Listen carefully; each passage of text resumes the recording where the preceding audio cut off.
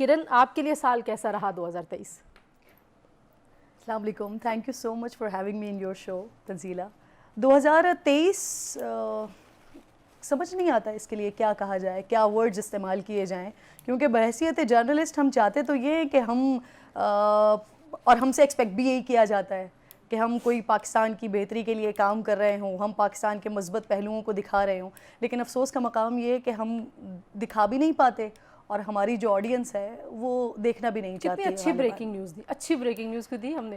I think یاد نہیں آ رہی ہے کہ شاید کوئی اچھی بریکنگ نیوز ہو. ہاں مجھے بہت ساری بریکنگ نیوز ایسی یاد آ رہی ہیں جو تکلیف دیتی. 1973 کے بعد پہلی دفعہ پاکستان کے لیے یہ سال بھاری ترین سال تھا مہنگائی کے اعتبار سے.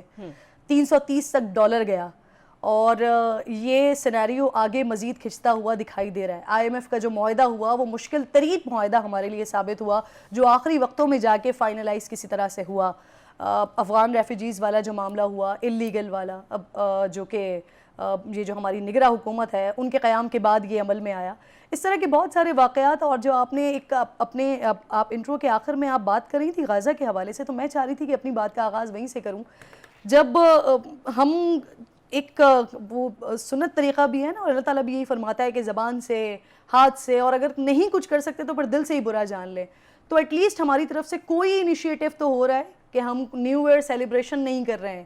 ہمارے نگراں وزیر اعظم نے یہ فرمان جاری کیا, یہ انہوں نے کہا کہ نیو ایئر سیلیبریشن نہیں کریں گے, اینڈ تھینکس گاڈ کہ ہم کچھ کر رہے ہیں.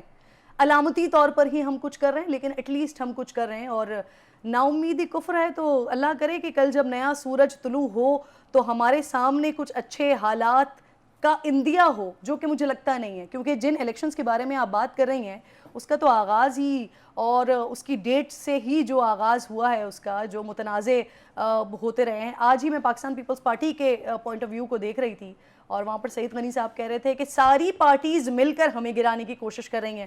پاکستان پیپلز پارٹی کہہ رہی ہے, پاکستان تحریک انصاف بھی پچھلے کئی دنوں سے یہی کہہ رہی ہے کہ ان کے لیے تو ادارے بھی اور تمام سیاسی جماعتیں بھی سب مل کر ان کا ووٹ بینک توڑ کر, وہ ایک دریا کے پار اترنے کے بعد ہم کہتے ہیں ایک لڑائی سے نکلے تو ایک اور لڑائی, اور ہم نے پھر بہت ساری لڑائیاں دیکھی.